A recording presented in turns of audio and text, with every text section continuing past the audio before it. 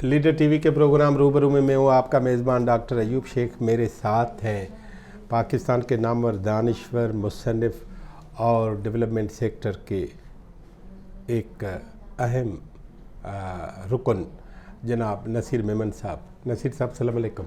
बड़ी मेहरबानी leader TV को टाइम देने का। और मैं सबसे पहले ज़रूरी समझता हूँ कि अब आपका तारुफ तो बिल्कुल इस तरह है जैसे आदमी ये कहे कि आज दूध का भाव क्या है, तो आपका तारुफ तो खुलेआम हर जगह। और लेकिन मैं चाहता हूँ कि बहुत सारी जो चीज़ें और बहुत सारी डेवलपमेंट्स हैं, उनमें एक बहुत सारी बड़ी डेवलपमेंट है जो कल वज़ीर आज़म साहब ने ऐलान किया है कि ये जो इंतखाबात हैं वो नई मरदमशुमारी के आदाद शुमार के मुताबिक होंगे। तो उसमें आप क्या समझते हैं कि उसके सामने क्या क्या बातें होंगी कि ये उन्होंने, क्योंकि उससे पहले राना सनाउल्लाह ने कहा था कि सब कुछ पुरानी मरदमशुमारी पे होगा, तो उसी की पार्टी का था, ये नहीं है कि नवाज़ लीग का नहीं था और इंटीरियर मिनिस्टर है। तो उसके इस बयान के बाद ये बड़ा बयान आ गया, तो अब तरीका क्या होगा और इसको कैसे आगे ले जाएंगे? जो बड़ा था उसने बड़ा बयान ही देना था इसलिए राना सनाउल्लाह को शायद ये जहन में नहीं होगा कि सेंसस तो एक one of the many cards है जो कि हुकूमत के जेब में पड़े हुए, जो मुश्किल वक्त में खेलने के लिए जो उन्होंने कार्ड संभाल के रखे थे उनमें से एक सेंसस था। सेंसस जब से शुरू हुआ तब से मुतज़ाद रहा, कंट्रोवर्शियल रहा। कोई एक दिन मुझे याद नहीं कि ये सेंसस सुकून से चला हो। पिछले सेंसस को कंट्रोवर्शियल करार दिया गया और फरमाइश की गई कि अब ये होगा और वो डिजिटल होगा। लोगों ने समझा कि डिजिटल का मकसद है कि वो टेक्नोलॉजी बंदे खुद ढूंढ के एग्जैक्ट काउंटिंग करके हाथ में दे देती है। ये हम भूल जाते हैं कि डिजिटल टेक्नोलॉजी के पीछे भी इंसान ही होते हैं, उसको चलाने वाले यही लोग होते हैं। पहले कागज़ पे लिखते थे, अब कंप्यूटर पे करेंगे, लेकिन करेंगे वही जो उनकी ट्रेनिंग है। तो सेंसस जिस तरह से प्लान किया गया उसकी प्लानिंग ही फ्लॉड थी। लोग बदनीयत नहीं थे, मैं ये नहीं कहता कि वो नहीं करवाना चाह रहे थे, लेकिन चूंकि डिजिटल प्लेटफॉर्म का पहले इस तरह से इस्तेमाल नहीं हुआ था यहाँ पे। मुझे याद है आपने एक बड़ा अच्छा प्रोग्राम ऑर्गेनाइज़ किया था, वहाँ पर भी मैंने कराची में ये बात की थी कि चूंकि आप फर्स्ट टाइम कर रहे हैं तो कोई तो पायलटिंग कर लें, ज़रा समझ लें इस नई चीज़ को। आप एक तख्ती और कागज़ वाले जो प्राइमरी टीचर्स हैं जो फील्ड से डेटा लेते थे, आप उनको कह रहे हैं कि रियल टाइम डेटा फीड करो, वो सीधी सेंट्रल यूनिट में जाएगी। और डिजिटल की कनेक्टिविटी के क्या चैलेंजेस होंगे, इक्विपमेंट को ऑपरेट करने के क्या चैलेंजेस होंगे, डेटा सिक्योरिटी के क्या होंगे, एक पूरा नया जहान है डिजिटल। अच्छी चीज़ है, लेकिन फिर उसको करने के लिए वो तैयारी चाहिए। वो तैयारी नहीं थी। नतीजा ये हुआ कि जब वो वक्त आया जब आपको हाउसिंग सेंसस कंप्लीट करके हेड काउंट में जाना था, पता लगा आपका हाउसिंग सेंसस पूरा हुआ ही नहीं। तो फिर कहा गया कि अच्छा हाउसिंग सेंसस भी साथ चलाएं, साथ में हेड काउंट भी शुरू कर दें। ये कभी नहीं होता था सेंसस में पहले। खैर वो शुरू कर दिया गया। उसके बाद जब वो मुकर्ररा वक्त आया तो पता लगा कि अभी तो लाखों की तादाद में लोग हैं जहाँ तक आपका अमला पहुँच ही नहीं पाया, क्योंकि आपकी जो टाइम अलोकेशन थी उसकी कैलकुलेशन ही ठीक नहीं थी। हमने आपके प्रोग्राम में पहले इवेंट में कहा था, आर्ट्स काउंसिल सिंध में। लिहाजा ये जो सारी इल प्रिपरेशन की उसके नतीजे में ये प्रोलॉन्ग होता गया। फिर क्या हुआ, जब चूँकि फर्स्ट टाइम डिजिटल हो रहा है तो गवर्नमेंट के पास 15वें दिन 10वें दिन नताइज भी आ रहे थे रियल टाइम, क्योंकि डिजिटल में एक बड़ा फ़ायदा ये है कि आप बटन दबाएं उस वक्त तक का जो नतीजा है आपके सामने। तो जब नताइज सामने आने लगे तो जो मुख्तलिफ इंटरेस्ट ग्रुप थे, जब उन्होंने उसकी प्रोजेक्शन ड्रा की और बड़ा अच्छा डेटाबेस वैसे बनाया, मैं इसको तो अप्रिशिएट करता हूँ। आपको ये पता उसमें आ रहा था कि 2017 में इस ब्लॉक के अंदर, इस ज़िले के अंदर, इस तहसील तालुके के अंदर इतनी पॉपुलेशन थी, अब तक हमने इतने % घर गिन लिए, अब तक इतनी आ गई है, रहते इतने हैं, एवरेज हाउस होल्ड साइज़ लगाएं तो प्रोजेक्टेड पॉपुलेशन ये होगी। ये पूरा डेटा एट अ ग्लांस आ रहा था। तो जो इंटरेस्ट ग्रुप यहाँ बैठे थे जिन्होंने अपने लोगों को सुरमा पहनाते हुए कहा था कि आप 3.5 करोड़ हैं, आप 4 करोड़ हैं, किसी ने कहा नहीं आप 5 करोड़ हैं, एक जो उनके दिमागों पे नज़ूल होता था उसको बयान कर देते थे। उन्होंने बेंचमार्क्स बना दिए। जब पता चला कि ये तो 1 करोड़ 80 लाख से ऊपर जा ही नहीं रहा, जो कि एक्चुअल काउंटिंग की वजह से नहीं जा रहा था। आप अफसाने कुछ भी बना लें, मैं कहूँ मेरे मोहल्ले में 10 करोड़ लोग रहते हैं ही 15 घर, तो क्या होगा? میں 10 مرتبہ گنوا لوں اتنے تو نہیں نکلیں گے نا، آخر کوئی لمٹ ہوگی نا اوپر نیچے کی۔ یہاں پہ فرمائشی پروگرام تھا، خواہ اس کو پولیٹیسائز کیا ان لوگوں نے۔ نتیجہ یہ نکلا کہ جب حتمی نتائج تک جا کے پہنچے تو وہاں سے فرمائش آئی کسی پارٹی کی، جن کے کہنے پہ یہ دوبارہ ہوا، وہ بھی فرمائشی آدم شماری ہے کہ نہیں یہ تو کیسے ہو سکتا ہے، یہ تو ڈیٹا نہیں ہو سکتا، ہمیں کم از کم اتنے نمبر ہمارے ہیں وہ پورے کر کے دیں۔ اب جناب سینسس کی انجینئرنگ شروع کر دی گئی، یہاں کی ٹیمیں فارغ اسلام آباد سے سینٹر آف جو بیورو ہے اسٹیٹسٹکس کا، انہوں نے اپنی ٹیمز ڈپلائی کی، کچھ اسلام آباد سے کچھ ادھر سے، اور پھر کہا گیا کہ نہیں وہ جو کثیر المنزلہ عمارت تھی نا، ہاں اس میں ہم سے گھر رہ گیا، جبکہ پہلے وہ کہتے رہے کہ کوئی ایک گھر ہم نے نہیں چھوڑا۔ چلیں جناب، مصنوعی طور پر روزانہ 1 لاکھ بندہ بڑھایا جا رہا تھا، پتہ نہیں کہاں سے بناتے تھے۔ اچھا اب مصنوعی طور پر بھی کتنا بڑھائیں گے آپ 1 کروڑ 80 لاکھ کو کھینچ کے کتنا لے آئیں گے؟ 3 کیسے کریں گے؟ آخر مطلب کوئی لمٹ ہوگی نا جب آپ اس کو کھینچیں گے۔ تو وہ کہیں آ کے رک گیا، تو وہ وہیں نتائج آخر میں سینسس نے بھی کہا کہ بھائی ہم کتنی مرتبہ ایکسٹینڈ کریں، اور بھی اس ملک میں لوگ رہتے ہیں وہ بھی سوال کرتے ہیں کہ کیا مسخرہ پن آپ نے شروع کیا ہوا ہے۔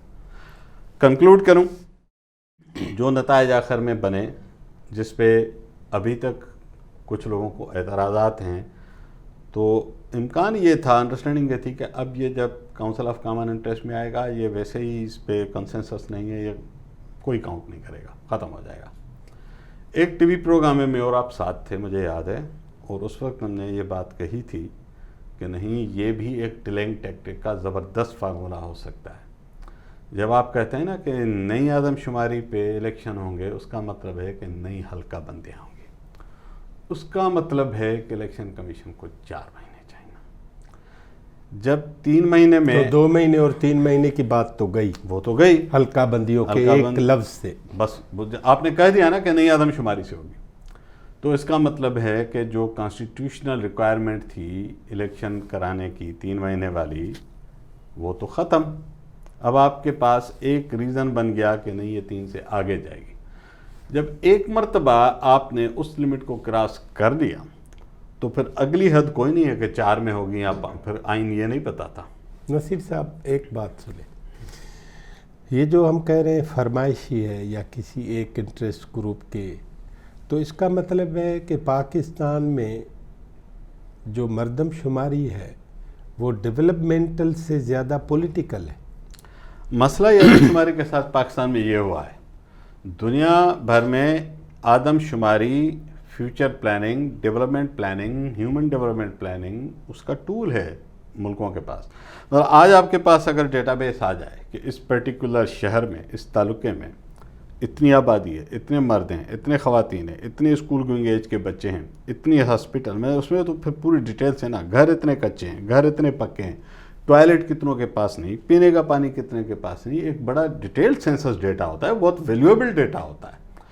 تو تھیوریٹیکلی کیا ہوتا ہے کہ ڈیولپمنٹ پلاننگ کے لوگ اس کو بیس بنا کے آگے پلاننگ کرتے ہیں کہ اچھا ہمارے پاس اس علاقے کے اندر 50,000 گھروں میں ٹوائلٹس نہیں ہیں، اس کا مطلب یہ پبلک ہیلتھ کا ایشو ہے، یہاں سے بیماریاں پیدا ہوتی ہیں، یہاں سے لوگ ہاسپٹل میں جاتے ہیں نا، سمپل کنیکشن تو ہے۔ اس کا روڈ میپ الگ بنے تو گا، اس کا روڈ میپ بنے گا، وہ اپنے اگلے 5 سال کے اندر جتنا اس کا 50-70% جو بھی ریسورس کہتے ہیں، وہ کہتے ہیں یار اس ایریا کے اندر ہمیں اتنے ٹوائلٹس کو انشور کرنا ہے، یا یہاں ڈرنکنگ واٹر نہیں ہے تو ہمیں یہ کرنا ہے۔ تو پوری آپ کو ڈیولپمنٹ پلاننگ، پاپولیشن اتنی ہے، یہ جو ایج گروپ ہے یہ 15 سال کے بعد یونیورسٹی کے ایڈمیشن کے لائق ہو جائیں گے، ہماری یونیورسٹیز کے لیے اتنی پاپولیشن ریڈی ہوگی، یا جاب مارکیٹ کے لیے ریڈی ہوگی۔ اگر یہ نوکریوں میں نہیں، یونیورسٹی میں نہیں جائیں گے تو ان کو کچھ تو کرنے کو چاہیے نا۔ تو پھر پلانرز بیٹھ کے سوچتے ہیں کہ اچھا اتنے 1000 لوگ اگر یا لاکھ لوگ آگے ہماری یونیورسٹی میں آ رہے ہیں 15 سال کے بعد، 20 سال، دنیا تو 50 سال کی پروجیکشن کرتی۔ تو یہ پلاننگ ٹول ہے، آپ نے بالکل صحیح کہا۔ ہمارے ہاں پرابلم کیا ہے کہ اس کے ساتھ بہت ہی امپارٹنٹ پولیٹیکل کنیکشنز بنے ہوئے ہیں۔ NFC ایوارڈ کا شیئر 82% آپ آج بھی سینسس پہ دیتے ہیں، آپ کے پڑوس میں بیٹھا ہوا انڈیا صرف 15% اس پہ دیتا ہے ویٹیج آدم شماری کا NFC میں۔ آن دا ٹاپ آف دیٹ وہ 12.5% فرٹیلٹی ریٹ کم کرنے کا انسینٹو دیتے ہیں، تو ایکچولی پاپولیشن گروتھ کو 2.5% کا مارجن ہے اگر آپ ارتھمیٹیکلی دیکھیں۔ تو ایک تو آپ نے NFC 82% کیا ہوا ہے، تو ہر صوبہ چاہے گا یار میری آبادی زیادہ ہو، میرا شیئر بڑھے. پھر آپ نے اسمبلی کی سیٹس اس کے ساتھ کنیکٹ کی ہوئی ہیں، آپ نے جابس کی کوٹا اس کے ساتھ کنیکٹ کی ہوئی ہے. تو انسینٹیو ہے کیا آبادی گھٹانے کا اس ملک میں، جو بم کی طرح پھٹ چکی ہے. اب آپ نہ اپنے مستقبل کی جنریشنز کو تعلیم دے سکتے ہیں، نہ پینے کا پانی دے سکتے ہیں، نہ علاج کے لیے اسپتال دے سکتے ہیں، نہ ٹریول کے لیے ٹرانسپورٹ دے پا رہے ہیں، کیونکہ آپ کے وسائل ہر سال اگر آپ سوچیں اگر 2% بھی، اب تو یہ آپ کا 2% سے زیادہ آیا ہے ایوریج، فرض کریں 2% لگا لیں، آج اگر آپ 25 کروڑ ہیں تو اس کا مطلب ہے کہ 5 ملین ہر سال آپ ایڈ کریں گے نا. سیدھی سمپل ارتھمیٹک. 50 لاکھ آبادی پہ تو یورپ میں ممالک ہیں جو آپ ایک سال میں کوئی نہ کوئی ملک ایڈ کر رہے ہیں اپنے ملک کے اندر. ایک طرف آپ غریب ہیں، آپ کے پاس وسائل نہیں ہیں، آپ ادھار لینے کے لیے ایڑیاں اور ناک رگڑتے ہیں، وسائل نہیں ہیں آپ کے پاس، ایکسپورٹ آپ کی پک نہیں کرتی، فارن ڈائریکٹ انویسٹمنٹ نہیں آتی، پاورٹی آپ کی آج بھی بینظیر انکم سپورٹ پروگرام میں ملینس آف پیپل، لگ بھگ آپ کا 10 ملین کے قریب تو اب لوگ ہیں، 10 ملین سے بھی شاید اب زیادہ ہیں، 5 یا 6 ملین پہلے تھے، پھر جب سیلاب آیا تو یہ تعداد بڑھ گئی. خیر ایگزیکٹ نمبر سبھی آپ چیک کر سکتے ہیں تو ملینس میں نا، کروڑوں میں ہے نا جو پاورٹی سے. اگر آپ کے 8-10 کروڑ لوگ آج پاورٹی لائن سے نیچے ہیں، اتنے تو ہیں ہی ہیں آرام سے، تو مجھے بتائیے کہ آپ بیمار، مفلوج، الٹریٹ معاشرے کی آبادی بڑھا کے کس پہ احسان کر رہے ہیں؟ اپنے لیے عذاب پیدا کر رہے ہیں. تو کوئی ڈس انسینٹیوائز کرے اس ملک میں پاپولیشن گروتھ کو، تاکہ صوبوں کو ہم اور آپ کوئی بھی یہ نہ چاہے کہ اس کی آبادی زیادہ ہے. سو کہنے کا مختصر کروں کہ اس کے ساتھ جو پولیٹیکل انسینٹیوز کنیکٹ کیے ہوئے ہیں، اس کی وجہ سے یہ ڈیولپمنٹ پلاننگ کا ٹول نہیں رہا. لہٰذا ہر آدم شماری کنٹراورشل ہو جاتی ہے. پاکستان کی کوئی آدم شماری 91 سے آگے تو مجھے یاد ہے، اس سے پہلے کا مجھے نہیں پتا کہ جھگڑے ہوتے تھے یا نہیں. 91 کے بعد آدم شماری ایک بھی ایسی نہیں ہوئی جس پہ سارے لوگ متفق ہوں. ابھی ایک اور بات سنیں. ابھی آپ نے سینسس کو ایک فرمائشی پروگرام بنا دیا، ٹھیک ہے، اس کا مطلب ہے اس کو ڈی ویلیو بھی کیا. جی ایک بات. دوسری بات کہ آپ نے 2017 کی پاپولیشن سینسس کو کنٹروورشل اور جھوٹا قرار دیا. جی اس کو بھی آپ جھوٹا قرار دے رہے ہیں. جی تو 5 برس بعد آپ کھڑے تو وہی ہیں نا. جی ایگزیکٹلی. 30 ارب روپے خرچ کرنے کے شاید بعد، زیادہ، ٹھیک ہے، کم از کم اتنے کم از کم اتنے خرچ کرنے کے، لوگوں کو الگ لڑایا، لوگوں کو الگ لڑایا، نفرتیں بھی پیدا ہوئیں. نفرتیں بھی پیدا ہوئیں اور بغض بھی پیدا ہوئی. جی میں صحیح آپ غلط، یہ بھی ہوا. جی بالکل ہوا. ٹھیک ہے. ہاں اب آپ نے حلقہ بندیوں کی وجہ سے الیکشن کا شیڈیول تو آپ نے الیکشن کمیشن بن کے 4 مہینے آج ابھی دے دیا نا. جی یہ میاں شہباز شریف CCI کا اجلاس ہی مہینے کے بعد بلائیں تو اور 5واں مہینہ چلا جائے، جتنا ڈیلے کریں گے کیونکہ اس دن سے جس دن اپروو ہوگا پھر اپروو وہاں سے ہوگا آگے نا، جائیں گے. ہاں اسی سے ابھی ہوگا. تو یہ اپرووڈ نہیں ہے، نہیں، ابھی تو اعلان ہے. ابھی تو اعلان ہے. ہاں رانا ثناء اللہ کے اعلان پہ اعلان آ گیا ہاں، ہے میاں صاحب صحیح کا. ہے صحیح ہے. ٹھیک ہے. ہاں اب اس کا مطلب ہے کہ یہ خود جو پہلے متحدہ قومی موومنٹ کی فرمائش پہ آئی تھی سینسس، اور سندھ گورنمنٹ کے، اور بعد میں تاج حیدر کے ساتھ سندھ گورنمنٹ کی، اب اس کے بعد اسی کو کیش آؤٹ کر رہی ہے نواز لیگ کچھ عرصہ بڑھانے کے لیے. تو یہ سینسس پولیٹیکلی کئی گروپوں کو فائدہ بھی دے رہی ہے. ٹھیک ہے. اسی طرح میرا سوال آخری یہ ہے، وہ یہ ہے کہ کچھ سدھرنے کے امکانات ہیں ہمیں ضرورت ہے. مطلب آپ امکانات کا تب سوچیں جب آپ کو واقعی کوئی شدید ضرورت ہو. ہمیں کوئی سدھرنے کی ضرورت بھی نہیں ہے، انشاءاللہ ہماری کوئی نیت بھی نہیں ہے. اگر ہوتی تو وہ ہمارے اعمال سے نظر آتی. میں تقریر جتنی بھی کر لوں، سارے ہمارے لیڈران، ہمارے جو بڑے بڑے نام ہیں اس ملک کے، ان سب کے اعمال اور قول کی خلیج اتنی وسیع ہے کہ آپ کے فٹ اسکیل کم پڑ جائیں گے ان کو اگر اپنا شروع کر دیں گے. سو انفارچونیٹلی کوئی نیت نہیں ہے. جب نیت نہیں ہے تو امکان کی توقع بھی نہ کریں. آخری بات لگے ہاتھ، وہ جس اردو میں کہتے ہیں لگے ہاتھ، یہ بھی کہہ دیں، سندھ کا، پاکستان کا انٹلیکچوئل لکھاری وہ کیا کرے آج کے حالات میں؟ میرا خیال ہے کہ انٹلیکچوئلز جو بھی معاشرے کے سمجھدار لوگ ہیں اس میں، چاہے وہ لکھنا جانتے ہیں نہیں لکھنا جانتے، جس بھی طرح سے وہ سوسائٹی کے اندر اوپینین رکھ سکتے ہیں، ایٹ لیسٹ اپنے نقطۂ نظر میں آنیسٹ ہوں۔ جب وہ بات کریں تو صرف ایک مخصوص حلقے، قبیلے اور ایتھنک گروپس کی بہتری کا نہ سوچیں۔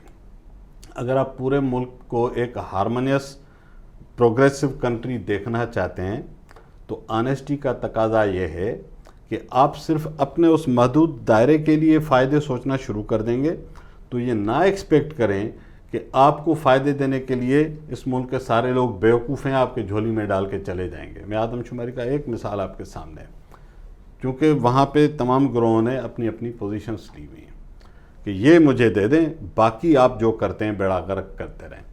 تو جو باشعور لوگ ہیں، جن کو سمجھ ہے، جن کو یہ پتہ ہے اور ان کو نظر آ رہا ہے کہ ملک کے ساتھ ہو کیا رہا ہے، وہ اپنے اوپینین میں the minimum they should do, کم از کم اس کیمرے کے ساتھ آپ روز بیٹھتے ہیں، میں کبھی کبھی بیٹھتا ہوں اور دوست بیٹھتے ہیں، جو وہ پبلک کے سامنے بات کریں کم از کم اس کی پکچر آنیسٹی سے ڈرا کریں، بتا دیں لوگوں کو کہ جی یہ امراض لاحق ہیں، یہ ہمیں خطرات ہیں۔ میں ویسے کہہ دوں نہیں، ہم ایک شاندار معاشرہ ہیں، کیا شاندار معاشرہ ہے، اور باتیں ذہن میں آ جاتی ہیں۔ 2 دن پہلے ڈان میں خبر تھی کہ رحیم یار خان میں 80 سالہ خاتون کا ریپ کیا گیا، اور ہم ساری دنیا کو اخلاقیات سکھاتے ہیں کہ ہم اعلیٰ اور عظیم قوم ہیں، یا آپ ٹی وی اور کیمروں پہ بیٹھتے ہیں۔ میں اس ڈس آنیسٹی کی بات کرتا ہوں۔ وہ بچی زندگی اور موت کی، اور ایک بچی زندگی اور موت سے گزر رہی ہے جو انصاف دینے والے کے گھر کے ٹارچر سیل میں پڑی ہوئی تھی۔